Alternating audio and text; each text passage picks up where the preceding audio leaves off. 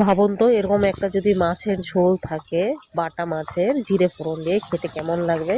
খেতে কিন্তু দারুণ হয়েছে, দেখুন কালারটা। তো চলুন দেখাই ঝোলটি কেমন করে করলাম। জিরে ফোড়ন দিয়ে বাটা মাছের একদম পাতলা টেস্টি ঝোল, যা খেতে খুবই টেস্টি লাগবে আর দারুণ লাগবে। তো চলুন দেখে নিই কেমন করে বাটা মাছের ঝোল বানিয়েছি।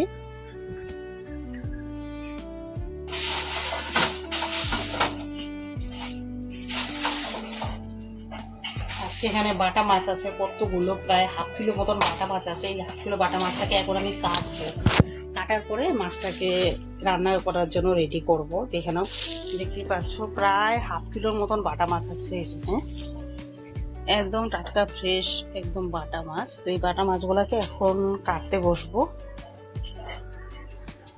কাটতেও বেশ কিছুক্ষণ সময় লাগবে। কাটার পরে এইটা দিয়ে হচ্ছে আজকে রান্না করব। বাটা মাছের জিরে দিয়ে একটু ঝোল রান্না করব আজকে।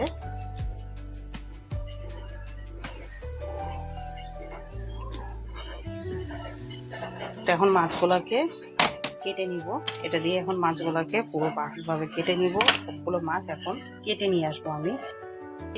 মাছ কাটতে মাছগুলোকে কেটে নিয়ে আসি।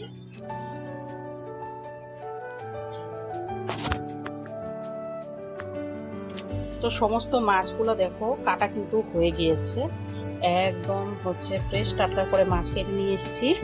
তো মশলাতে কি কি দিব তোমাদেরকে বলে দিচ্ছি। তো মশলাতে দিচ্ছি এখানে হচ্ছে টমেটো আছে, পেঁয়াজ, আলু নিয়েছি। তো বাটা মাছের একদম পাতলা সুন্দর টেস্টি ঝোল করার জন্য বেশি কিছু কিন্তু একদমই লাগবে না।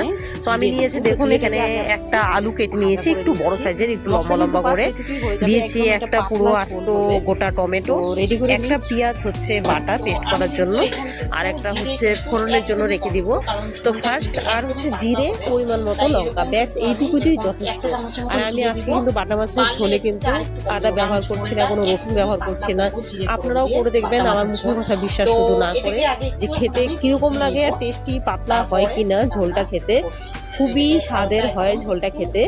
আর গরম যেহেতু চলে আসছে, আমাদেরকে আস্তে আস্তে এখন পাতলা ঝোলটাই একটু বেশি, ওটার উপরে একটু ডিপেন্ড করতে হবে বেশি, কারণ গরম যদি চলে আসে অতটা রিচ খাওয়া যাবে না। আর এই টাইমটা বিশেষ করে এই ওয়েদারটা কিন্তু মারাত্মক হয়।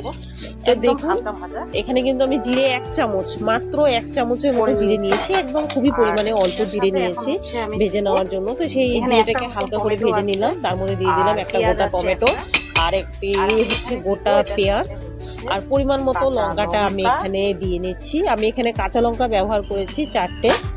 আর বাটা মাছগুলোকে নিয়ে নিচ্ছি পরিমাণ মতন। আপনারা কিন্তু যদি মাছ অনেকগুলো হয়, মাছের পরিমাণ অনুযায়ী পেঁয়াজ আর জিরের পরিমাণটা বাড়াবেন। তবে আমি বলবো জিরেটা যদি 1 চা চামচ 1.5 চামচের মতন রাখেন, যতটাই মাছ হোক খেতে খুবই টেস্টি হবে। তো যাই হোক, মাছের মধ্যে কিন্তু এখন হলুদ আর নুনগুলো মাখিয়ে নিচ্ছি, খুব ভালো করে মাখিয়ে নিয়ে মাছটাকে ভাজা করার জন্য একটু পারফেক্টভাবে রেডি করে নিচ্ছি। তো ভিডিও দেখতে দেখতে অবশ্যই করে কিন্তু একটি করে লাইক দিবেন। তো আরেকটা টিপস দেখুন বলে দিই, আমি কিন্তু দেখবেন রান্নার সময় সবসময় গরম কড়াইয়ের মধ্যে একটু করে সামান্য নুন দিয়ে দিই। এতে যত আপনার ছোট একদম চুনো মাছ হোক কিংবা যত ছোট সাইজের মাছই হোক, দেখবেন মাছগুলো কিন্তু একদম পারফেক্টভাবে ভাজা হবে আর এক ফোঁটাও কড়াইয়ের মধ্যে লেগে যাবে না। আমরা যদি ননস্টিক ছাড়া এমনি কড়াই করি তাও দেখবেন লাগবে না। দেখুন আমি মাছগুলো ভেজে নিয়েছি, একটা মাছও কিন্তু লাগেনি, কারণ কড়াইটাকে গরম করে যদি একটু নুন দিয়ে দিই, মাছগুলো একদম সুন্দর করে ভাজা হয়ে যাবে। তো এখন আমি কি করব, মাছ ভাজা ভেজে নেওয়ার পরে এই আলুগুলোকে কিন্তু খুব ভালো করে একটু হালকা লাল করে মিনিট 5 থেকে 7 মিনিটের মতন আলুগুলোকে একটু ভেজে নিচ্ছি। আলুটাকে নামিয়ে নিলাম, ভাজা হয়ে গিয়েছে আলুটাকে ভালো করে একটু ভেজে নিলাম, হয়ে গিয়েছে আলু ভাজা। এখন হচ্ছে ফোড়ন। তো ফোড়নে কি দিব, ফোড়নে দিব হচ্ছে জিরে, এখানে জিরেটা মাস্ট। তো এখানে আমি অল্প দেখুন কিছু গোটা জিরে দিয়ে নিয়েছি। জিরেটাকে কিন্তু ভাজতে হবে খুব ভালো করে, কারণ জিরেটা যতটা আপনার কালো হয়ে আসবে খেতে কিন্তু ততটাই টেস্ট হবে, দেখবেন জিরেগুলো উপরে ভাজবে। তো এই জিরেটাকে কালো করে তার সাথে দিয়েছি কুচনো পেঁয়াজটাকে একটু সোনালি করে ভেজে নিয়ে মশলাটা যেটা দেখেছেন পেস্ট করেছিলাম, সেই মশলাটাকে আমি এখন সম্পূর্ণ তেলের মধ্যে পেঁয়াজের ফোড়ন দিয়ে জিরে ফোড়ন দিয়ে দিয়েছি। এখন এটাকে কিন্তু আমি মিনিট 5 মিনিটের মতন একটু ভালো করে কষিয়ে নেব। আর বন্ধুরা জল কিন্তু আর দিতে হবে না, মানে সরি জল না, তেল কিন্তু আর দিতে হবে না এক ফোঁটাও, কারণ তেল আর কোনো প্রয়োজনই নেই। দেখবেন কেমন করে করছি। তো হলুদ দিয়ে নিলাম, এখন দিয়ে নিচ্ছি একটু কালারের জন্য একটু কাশ্মীরি লঙ্কার গুঁড়ো, আর একটু ঝাল ঝালও হবে, যেহেতু সর্দি লেগেছে তাই ভাবলাম আজকে একটু ঝাল করেই রান্নাগুলো করি। তো এখন এই যে মশলাটা ভেজে নেওয়ার পরে ভেজে রাখা যে আলুগুলো ছিল সেই আলুটাকে আমি মাছের মশলার মধ্যে দিয়ে নিলাম এখন পরিমাণ মতো নুন। এখন এটাকে কিন্তু আমি আরও 5 মিনিটের মতন কষিয়ে নিব, আর দিয়ে নিব হচ্ছে সামান্য একটু জল।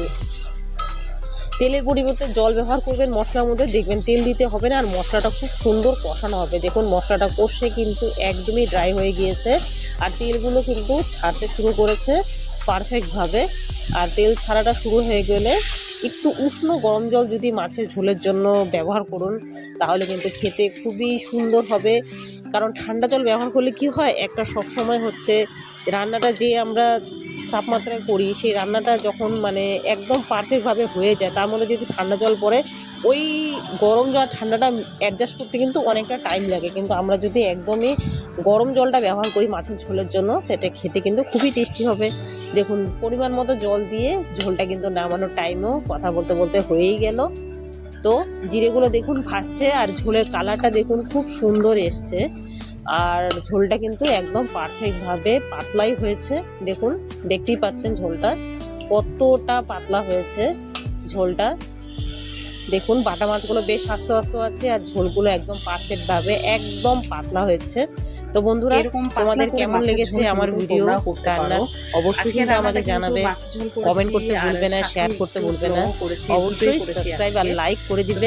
তো ভালো থেকো বন্ধুরা। তো বন্ধুরা নির্বাণ ফ্যামিলি ব্লগে কিন্তু একদম ঘরের রান্না, রেগুলার রান্না আমরা কেমন ভাবে পারফেক্ট ভালোভাবে করতে পারি সেটাই করে দেখাচ্ছি।